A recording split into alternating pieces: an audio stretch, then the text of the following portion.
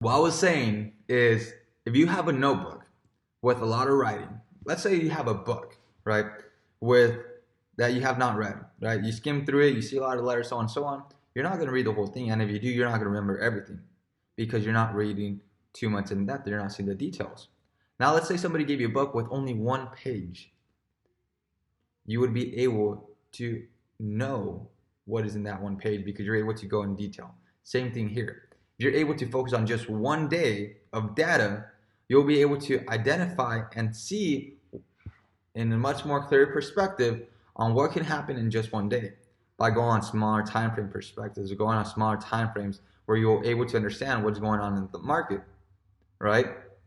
Now, of course, we got the 1 hour time frame where you'll be able to go ahead and see what's going on. But based off of this trade right here, you guys can see I got in because there was a commissioner price, came over here, came within my New York session, right? And I knew that was my New York session because I was on New York, right?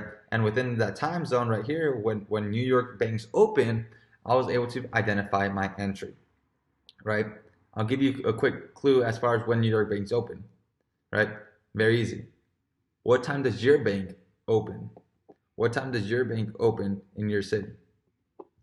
That is why we put New York to know the times down below over here. You can see where it says 16, 17, 18, probably it will say 6, probably it will say 8, probably it will say 3. What time does your bank open? The moment you know what time does your bank open, go ahead, go into the charts and see what happens at that time.